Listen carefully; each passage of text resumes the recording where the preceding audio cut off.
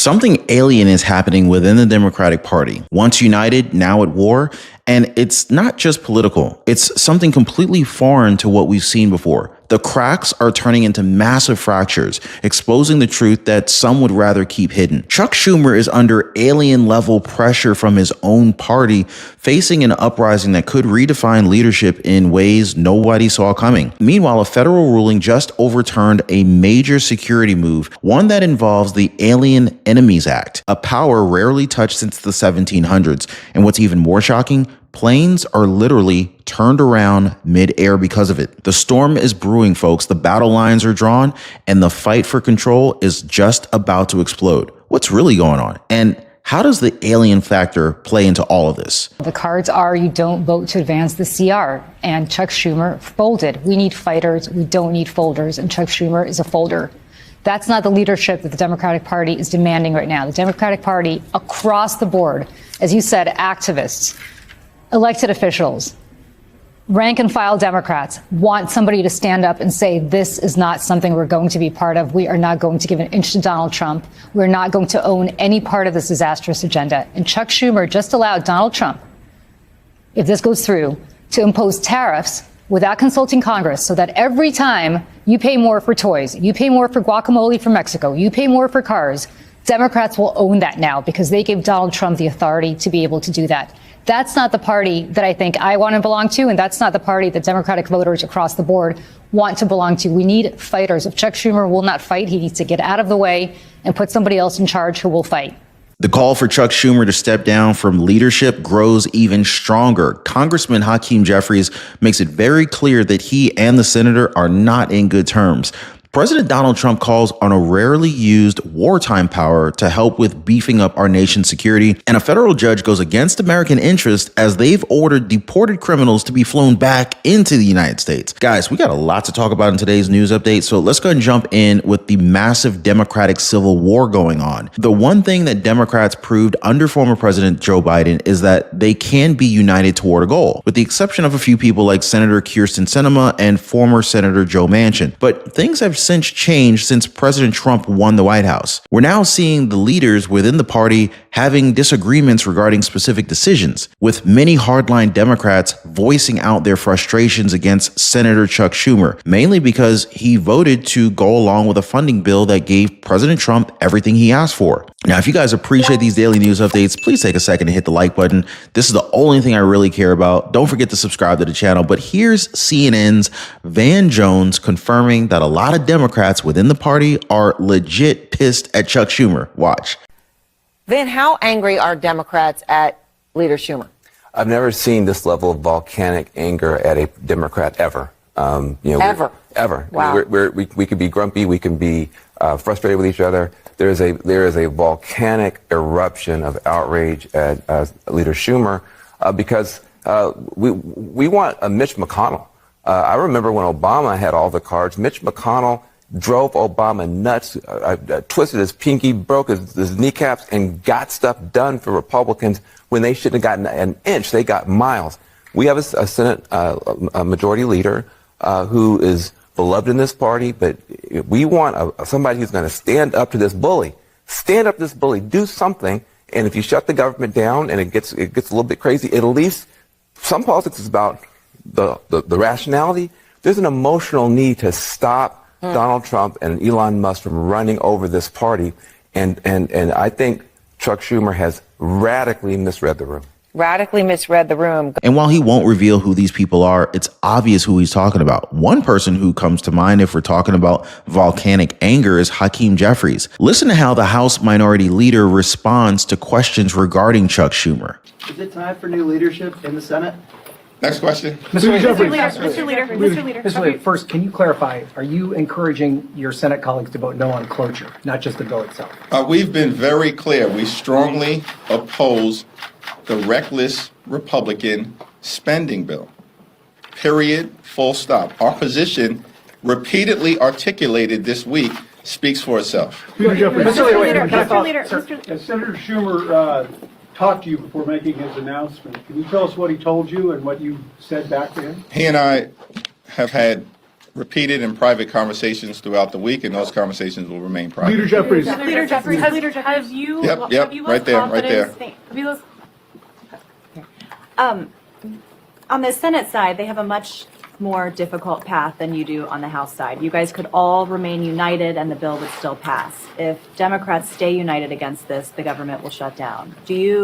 What would you have expected Schumer to do? This is not about one individual. This is about the American people. That's our view, right? We made a decision based on the four corners of this bill. It will hurt everyday Americans, in our opinion, as Donald Trump and House Republicans have been doing for the last several weeks. Donald Trump promised to lower the high cost of living in the United States of America. In fact, to lower grocery costs on day one. Costs aren't going down, they're going up. Inflation is going up. You know what's going down? The stock market is going down. Consumer confidence is going down. Consumer spending is going down.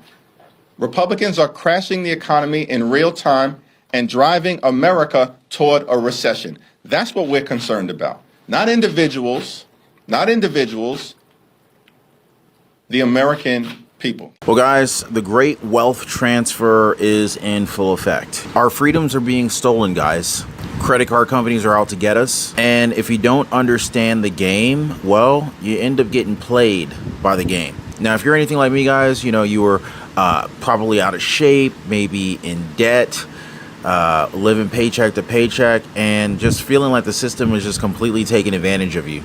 I remember for a long time, I could rarely ever get any time to spend with my wife. And through trial and error and through a lot of pain, I figured out how to gain freedom and also lose a lot of weight and actually get in shape. And guys, I'm gonna be honest with you, that was a game changer. To no longer be living paycheck to paycheck, figuring out how to get the credit cards to pay me, the power of a strong credit score. I pay thousands of dollars less per year for the same house as my neighbor just because my credit is better than his is. And this is not to brag. I mean, but this is the truth. The banks are literally taking advantage of the poor. It's like the people who can least afford it, they're charging the poor what is like unofficially called a poor tax or a tax on the poor.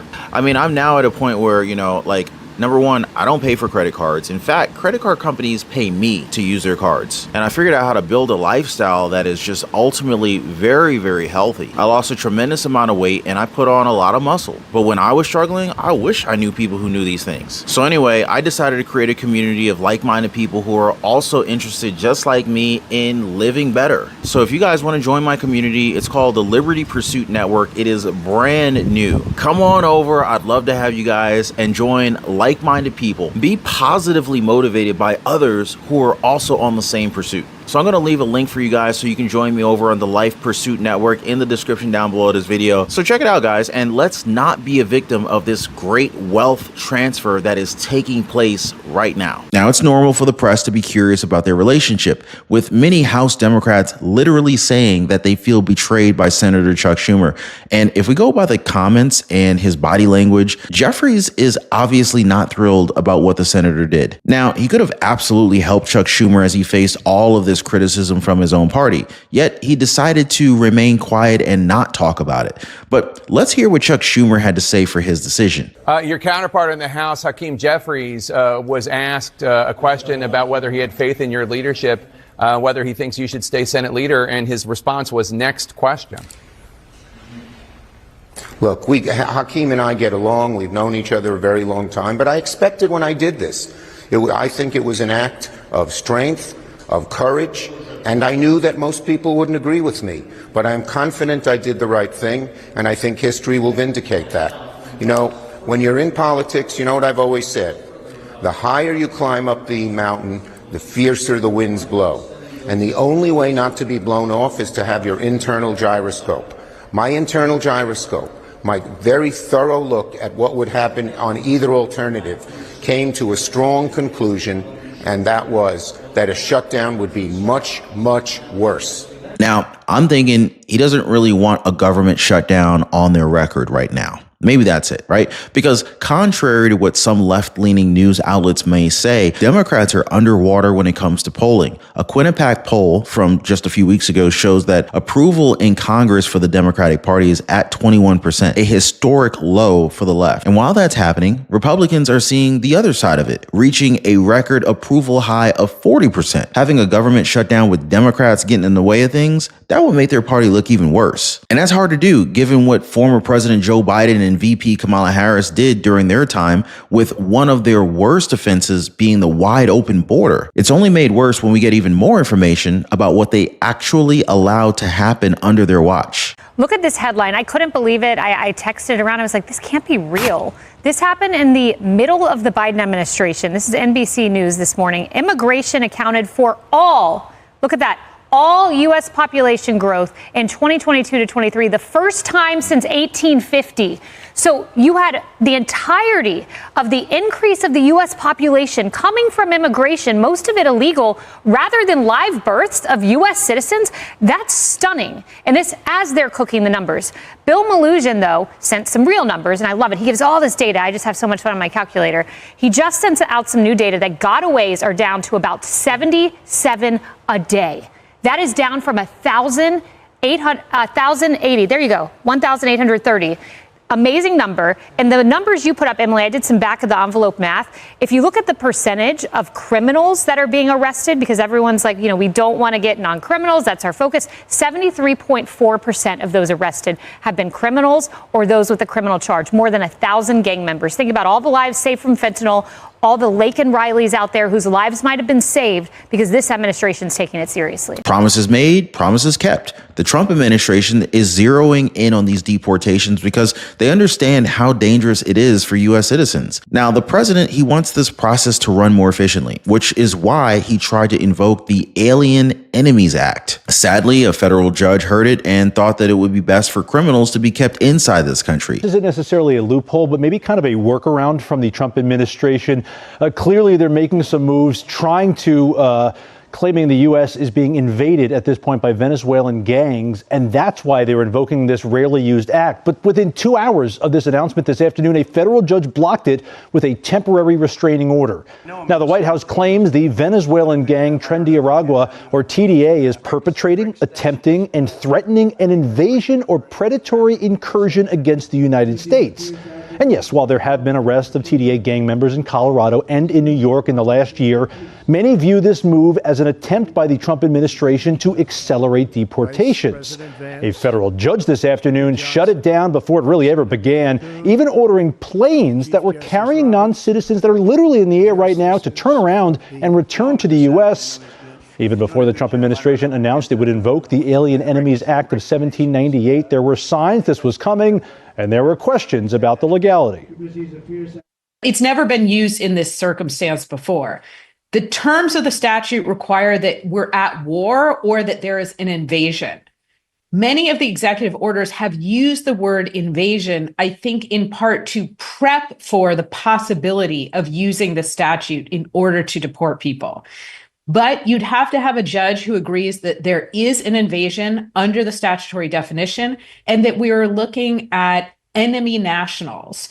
Now, just for the record, guys, the judge is District Judge James Boasberg, and he has ordered all of the planes who were about to take off or were in the air to go back to the United States as soon as possible. Now, according to him, keeping these criminals inside the country for a little bit longer doesn't really cause any harm. Do you agree with that guy? Now, understand that information is something that we all need nowadays, which is why I'm redirecting you guys to a previous live stream that I did. I have news that affects more than 90% of the country, and I'm talking about taxes over there. Make sure you guys check that out. As always, appreciate your time. Thanks for hitting the like button and subscribing to the channel. We'll see you next time.